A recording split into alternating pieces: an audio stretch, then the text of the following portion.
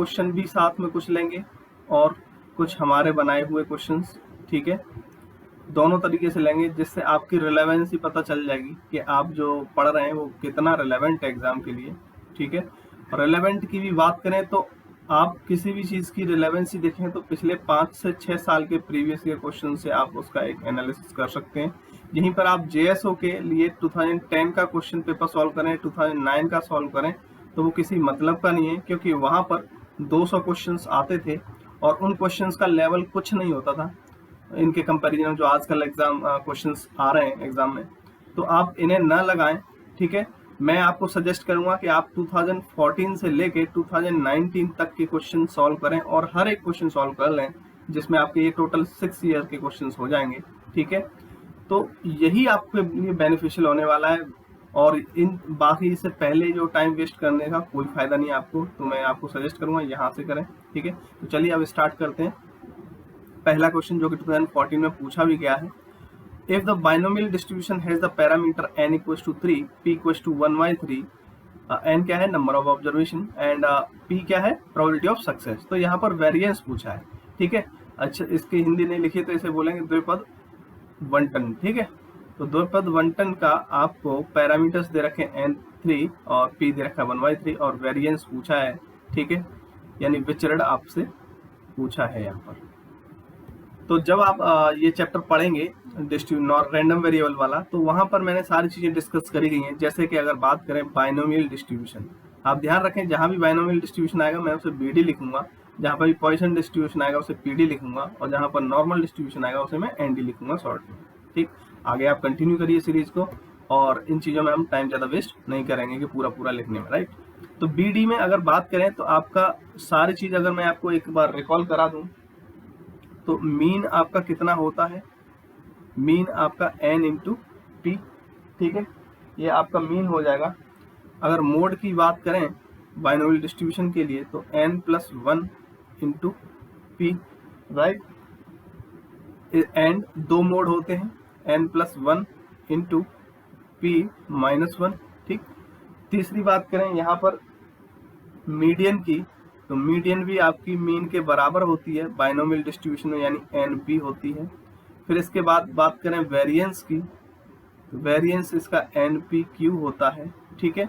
Standard deviation की बात करें, जहां पे भी स्टैंडर्ड डेविएशन आएगा मैं उसे SD लिखूंगा, राइट।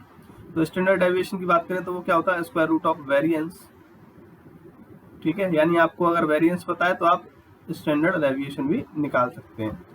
ऐसे ही बात करें आगे फर्दर कोफिशिएंट ऑफ स्क्यूनेस, यानी कोफिशिएंट ऑफ स्क्यूनेस, तो वो आपको मिल जाएगा कितना, n-p upon square root of NPQ। तो और भी सारे कुर्टोसिस निकालना, कई सारे फॉर्मूले हैं जो मैं एक टेबल में मैंने बता रखे हैं। तो इस तरीके से आपको जो भी पूछा जाए बाइनोमियल डिस्ट्रीब्यूशन वो आप निकाल सकते हैं। तो यहाँ पर बात करें वेरिएंस पूछा गया है, ठीक है, तो आप लिख लें वेरिएंस, वेरिएंस इक्वल टू कितना है, NPQ, राइट। तो n की वैल्यू कितनी है 3, p की वैल्यू कितनी है 1/3। अब देखिए p क्या है, प्रोबेबिलिटी ऑफ सक्सेस, तो p जब 1/3 दे रखा है तो q कैसे निकालेंगे, 1 - p करके, तो 1 - 1/3, तो ये कितना आ जाएगा 2/3। तो यहाँ पर q की वैल्यू भी रख देंगे 2/3, तो यहाँ से आपका आंसर आ जाएगा 2/3, यानी डी ऑप्शन आपका करेक्ट आंसर होगा यहाँ पर। आई होप आपको फर्स्ट क्वेश्चन समझ में आ गया होगा और यहाँ पर और भी कुछ पूछ लिया जाए इसी से रिलेटेड तो आई होप आप उसे निकाल पाएंगे, राइट। तो चलिए नेक्स्ट क्वेश्चन डिस्कस करते हैं यहाँ पर।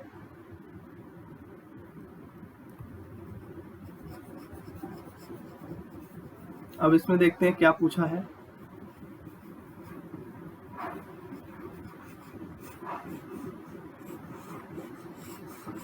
A drug company claims that only 3% tablets manufactured by them are defective, ठीक। एक ड्रग कंपनी है जो कि क्लेम कर रही है कि जो वो मैन्युफैक्चर करते हैं टैबलेट्स उनमें सिर्फ 3% ही डिफेक्टिव होती हैं। रैंडम सैंपल 600 का एक रैंडम सैंपल उठाया गया जिसमें 25 टैबलेट जो है वो डिफेक्टिव निकली, ठीक। यानी यहाँ पर सैंपल साइज कितना हो गया 600 और डिफेक्टिव की बात करें तो यहाँ पर डिफेक्टिव आइटम्स कितने आ रहे हैं, वो आ रहे हैं 25, right. Test the hypothesis of the company, तो कह रहे हैं इसकी हाइपोथेसिस चेक करिए, ठीक। नल हाइपोथेसिस को H0 से लिखते हैं, ठीक, नल हाइपोथेसिस, एंड HA को अल्टरनेटिव हाइपोथेसिस बोलते हैं, अल्टरनेटिव हाइपोथेसिस। और एक टाइम पे एक ही हाइपोथेसिस एक्सेप्ट या रिजेक्ट होती है, ठीक। अगर एक एक्सेप्ट होगी तो दूसरी रिजेक्ट होगी, है ना। यानी H0 अगर एक्सेप्ट होगी तो HA रिजेक्ट हो जाएगी, और अगर ये एक्सेप्ट होगी तो ये रिजेक्ट हो जाएगी, ठीक।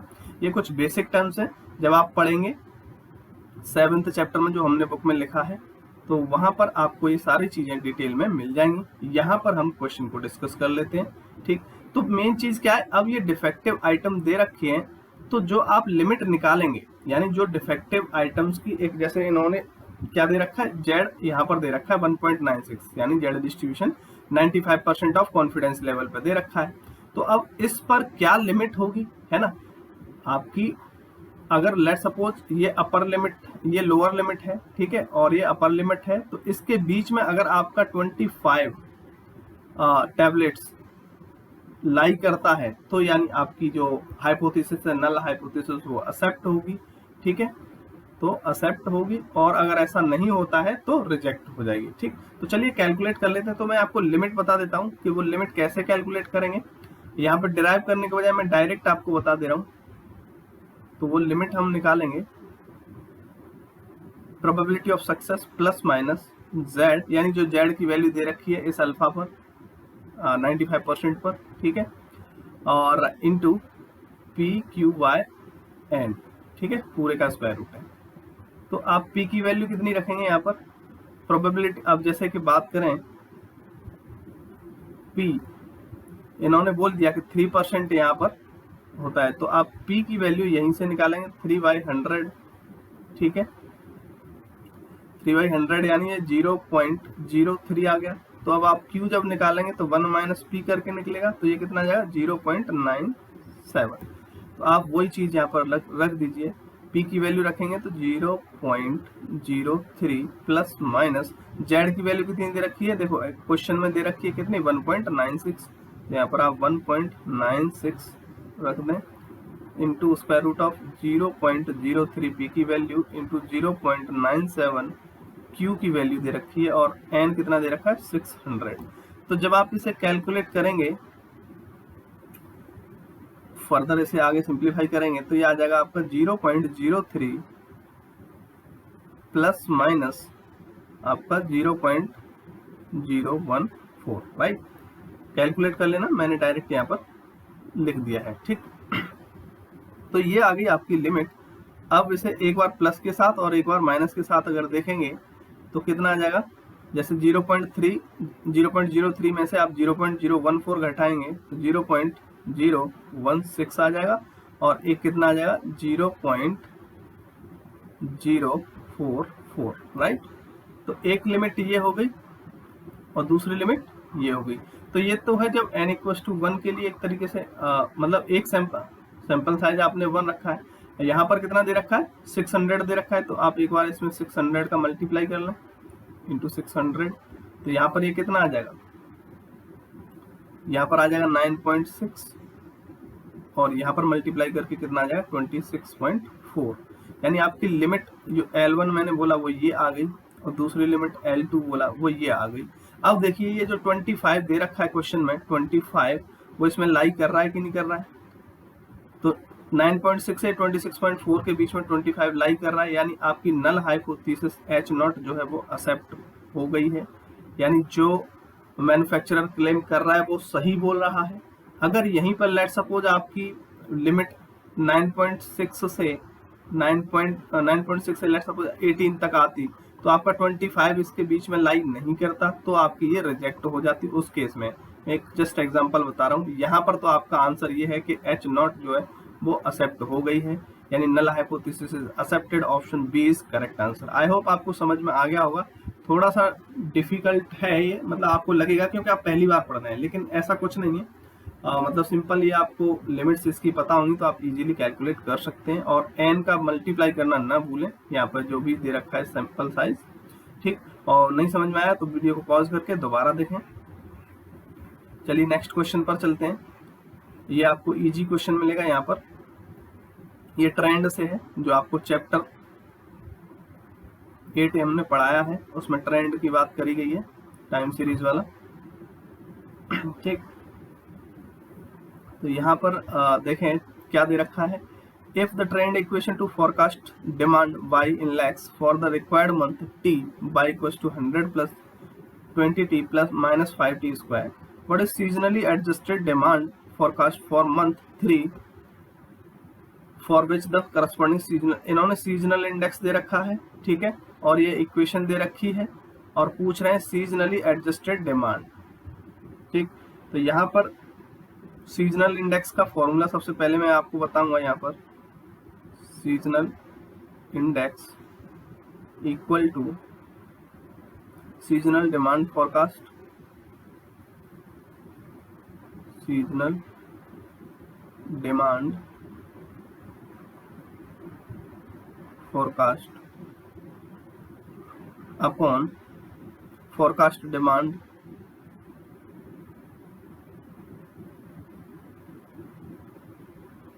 फॉर रिक्वायर्ड मंथ, यानी फॉर मंथ, जो भी मंथ की बात सुनो। तो अब आपके पास क्या क्या है, इंडेक्स दे रखा है कितना 1.25, और आपको ये पूछा है, इस पूरे को मैं लेट सपोज x से डिनोट कर दे रहा हूँ जिससे लिखने में इजी हो जाए, ठीक है, x लिख दिया। और forecast demand for month, forecast demand कहाँ से मिलेगी आपको, इस इक्वेशन से मिलेगी, ठीक है। तो ये क्या दे रखी है, y equals to 100 plus 20t minus 5t square, ठीक है। तो यहाँ पर 3 मंथ की बात करिए तो y3 एक तरीके से निकालें तो 100 प्लस 20 इंटू 3 माइनस 5 इंटू 3 का स्क्वायर। जब आप इसे कैलकुलेट करेंगे तो ये y की वैल्यू आ जाएगी कितना 115, ठीक। तो ये वैल्यू यहाँ पर रख दें आप 115। फर्दर सिंप्लीफाई करेंगे आप इसे, ये 1.25 है तो x की वैल्यू कैलकुलेट करके 143.75 आ जाएगा, यानी जो आपका आंसर है वो ए ऑप्शन करेक्ट होगा, ठीक।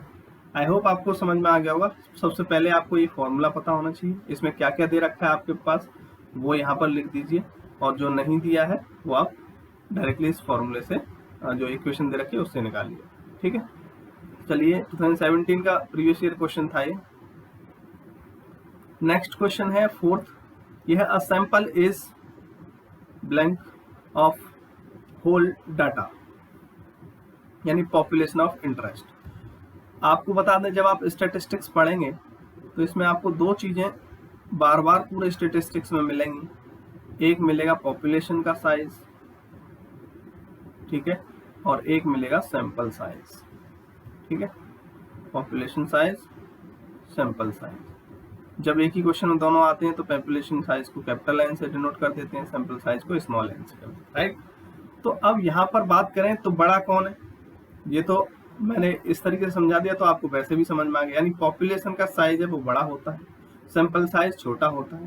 कहने का मतलब ये पॉपुलेशन एक बात करी जाती है पूरे एक एज अ होल की, और उसमें से कई सारे सैंपल आप ले लीजिए, ठीक है।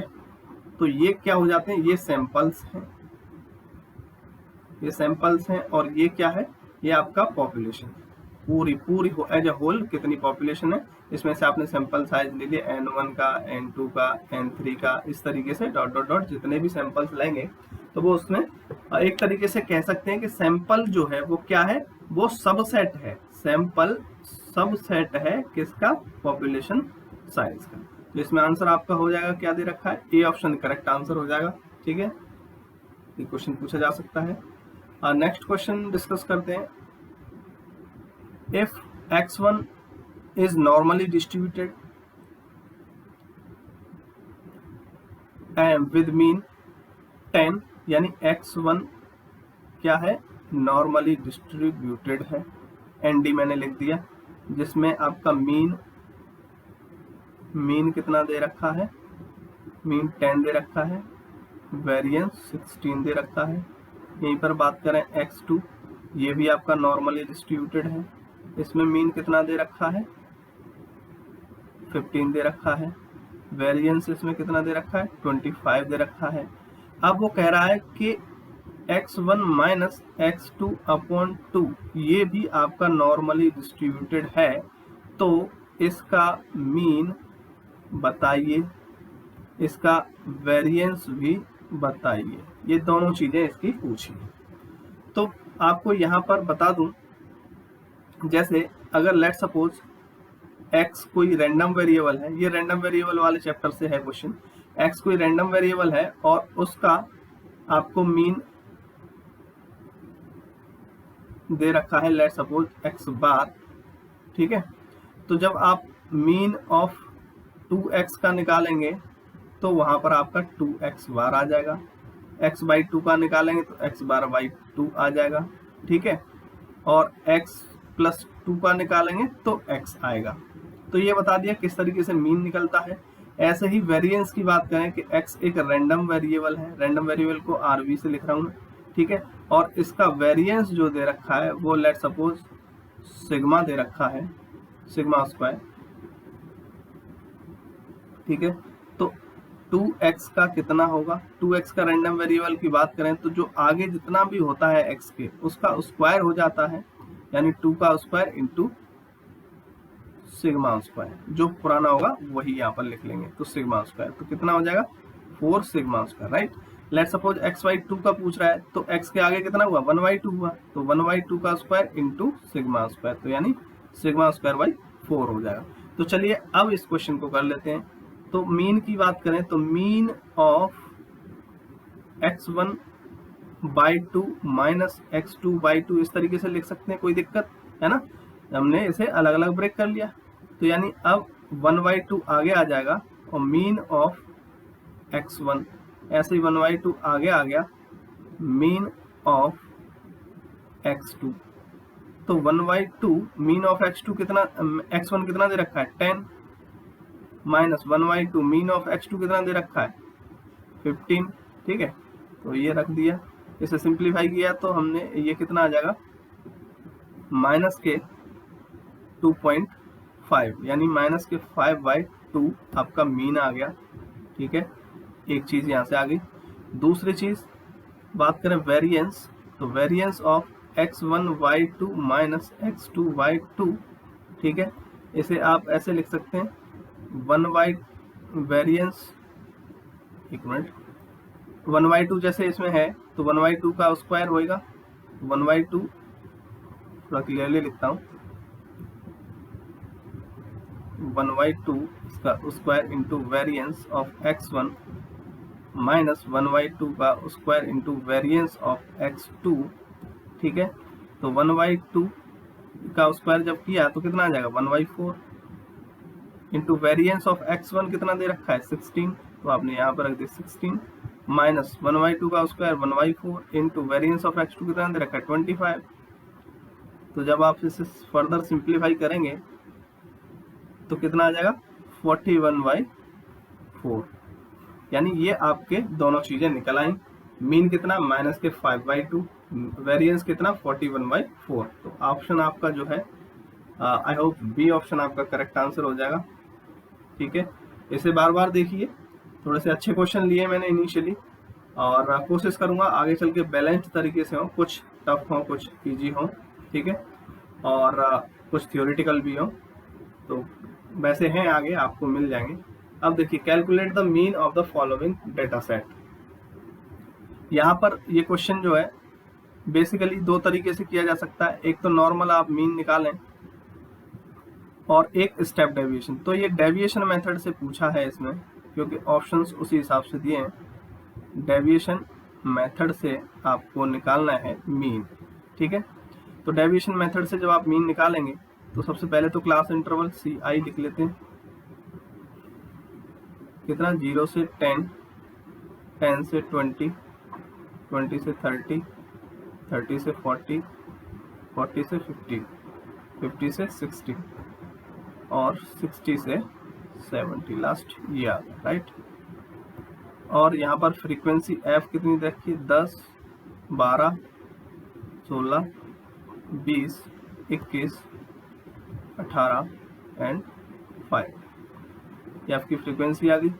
अब यहाँ पर x निकालेंगे तो वो कैसे निकलता है, इन दोनों का डिवाइड बाई 2 करके 0 + 10/2 कितना आ जाएगा 5, 10 + 2 20/2 यानी 15 आ जाएगा। ऐसे ये 25 आ जाएगा, ये 35 आ जाएगा, ये 45 आ जाएगा, ये 55 आ जाएगा और लास्ट 65 आ जाएगा, राइट।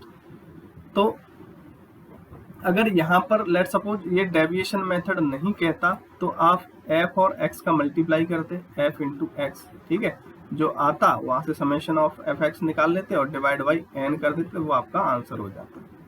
लेकिन यहाँ पर क्या है, डेविएशन मेथड से बोला है तो हम डेविएशन मेथड से कैलकुलेट करेंगे, राइट। तो डेविएशन मेथड में क्या होता है, आपको d निकालना होता है और d क्या होता है, वो x माइनस a होता है। अब आपको a एक ऐसा अज्यूम करना पड़ेगा इस x की वैल्यू में से, राइट। तो x क्या, इसमें एक और कोशिश करते हैं कि मिडिल वाला हम माने, तो कोशिश यही रहनी चाहिए कि जितना पॉसिबल हो उतना मिडिल वाला लीजिए, तो आपके लिए कैलकुलेशन ईजी हो जाएगी। निकल तो किसी से भी आएगा, लेकिन मिडिल वाला मानेंगे तो आपका एक्यूरेट आएगा और कैलकुलेशन भी आपके लिए ईजी होगी। तो इसमें हम क्या करते हैं, 35 को a मान ले रहे हैं, ठीक है, इसको हमने a मान लिया।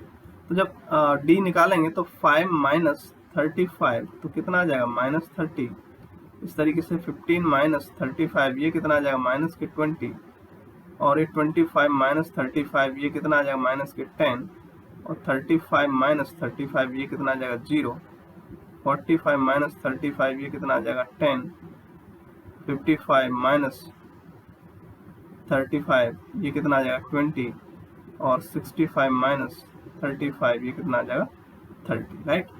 तो ये आ गया d।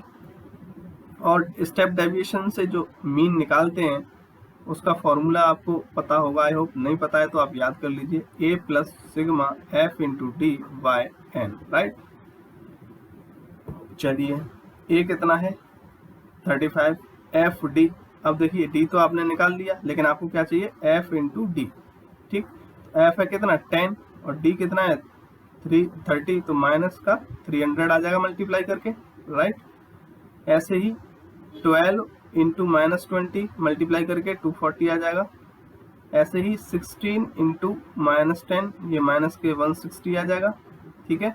इसी तरीके से आप मल्टीप्लाई करेंगे 20 का 0 से तो ये 0 आ जाएगा, 21 का 10 से करेंगे 210 आ जाएगा, ठीक है।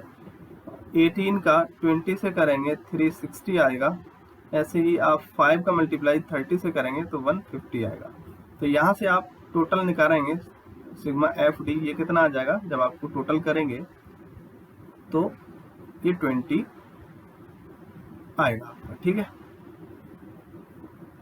अब आपको क्या क्या मिल गया, सिग्मा एफ डी मिल गया कितना 20 डिवाइड बाई एन, एन कितना है आप समेशन एफ कर देंगे वही एन होता है, ठीक है। तो जब आप इसे जोड़ेंगे 10 12 प्लस 12 22 प्लस 16 38 टोटल करेंगे तो आपका 100 आ जाएगा, ठीक। यहाँ पर 100 लिख दीजिए, तो 35 प्लस 0.2 टोटल इसका आंसर आएगा 35.2, ठीक है। तो इसमें आंसर देखिए जो आपका अप्रोक्सीमेट में आपका ए ऑप्शन करेक्ट आंसर होगा, ठीक है। बाकी कोई कैलकुलेशन मिस्टेक हो तो आप कैलकुलेट कर लें। आई होप मैंने सारी चीजें सही करी हैं, राइट। चलिए कॉन्सेप्ट यही रहेगा। आगे चलते हैं नेक्स्ट क्वेश्चन पर, 7th क्वेश्चन जो कि है sum of squares of deviation is minimum when taken about. तो जैसे अगर बात करें डेविएशन की बात कर रहा है, डेविएशन मतलब डी जो हम कैलकुलेट कर रहे थे, तो x माइनस ए इसे हम लिखते हैं। तो वो कह रहा है कि ये मिनिमम कब होएगा, ठीक है। मिनिमम सिर्फ डेविएशन नहीं, अभी यहाँ पर बात कर रहा है वो मिनिमम क्या होना चाहिए, डी स्क्वायर, है ना।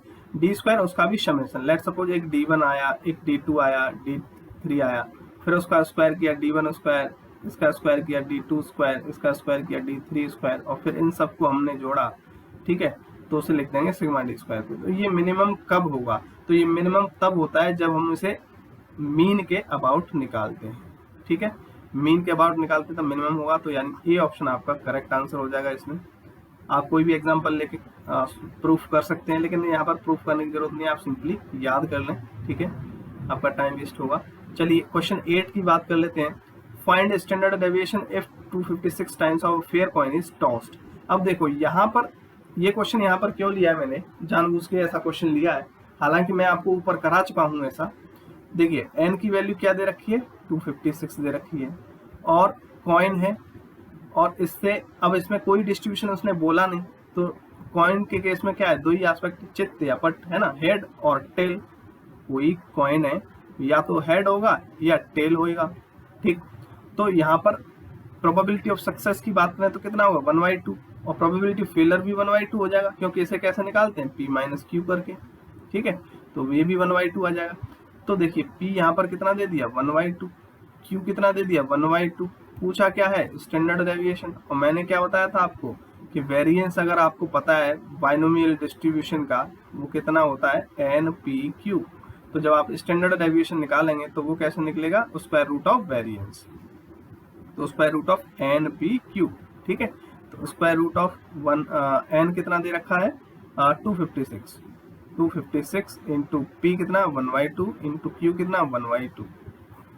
जब आप फर्दर सिंप्लीफाई करेंगे तो 64 और इसका आंसर आ जाएगा 8, ठीक है। तो ऑप्शन डी आपका करेक्ट आंसर होगा। काफी इजी क्वेश्चन था ये, एक बार आज आप पैरामीटर्स याद कर लेंगे, ठीक है। एक टेबल हमने दे रखी है बुक में, BD, PD और ND, ये तीनों डिस्ट्रीब्यूशन के जितने भी पैरामीटर्स बन सकते हैं वो उस टेबल से कंप्लीट हो जाएंगे, और आपसे कोई भी क्वेश्चन वहां से छूटेगा नहीं। आप जितना भी पॉसिबिलिटी है क्वेश्चन की वो सारे यहाँ से कवर हो जाएंगे, ठीक है। तो चलिए नेक्स्ट क्वेश्चन डिस्कस कर लेते हैं। 9th क्वेश्चन, ये प्रोबेबिलिटी का क्वेश्चन यहाँ पर लिया गया है। इसमें क्या कह रहा है, A speak the truth in 75% cases and B in 85% of the cases.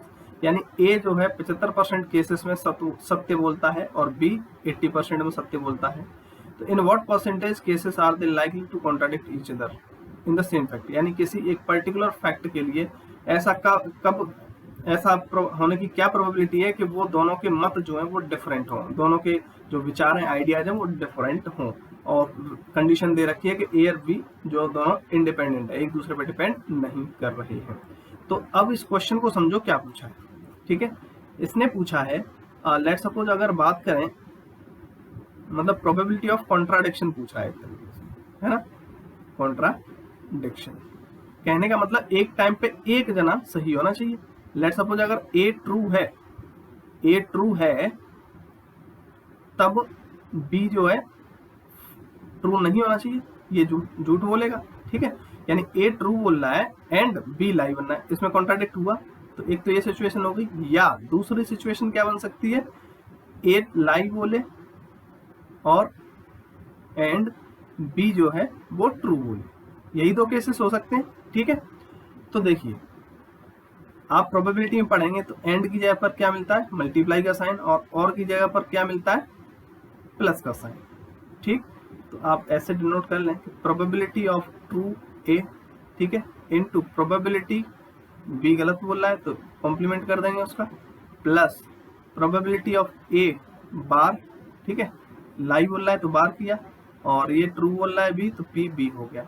अब देखिए यहाँ पर इन्होंने क्या दे रखा है, PA दे रखा है 75%, ठीक है। 75% का मतलब क्या है, 3/4, ठीक।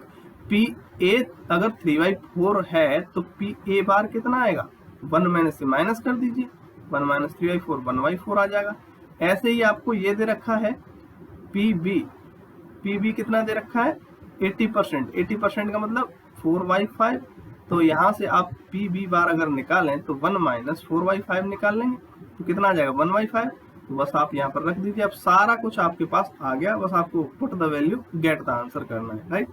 तो PA कितना हो जाएगा, 3/4 हो जाएगा। PB बार कितना आया, 1/5 आया, प्लस PA बार कितना आया, PA बार आपका 1/4 आया, इंटू PB कितना आया, PB 4/5 दे रखा था। फर्दर आप सिंप्लीफाई करेंगे इसे तो आपको 7/20 जो है मिल जाएगा, जो कि आपका बी ऑप्शन करेक्ट आंसर होगा। आई होप आपको समझ में आ गया होगा, नहीं समझ में आया वीडियो को पॉज करें, समझें, देखें, राइट। इतना टफ है नहीं क्वेश्चन, इजी है काफी। And last question dispersion can be graphically represented by, जब आप पढ़ेंगे measure of dispersion, measure of dispersion, तो वहां पर पढ़ेंगे आप लॉरेंज कर्व।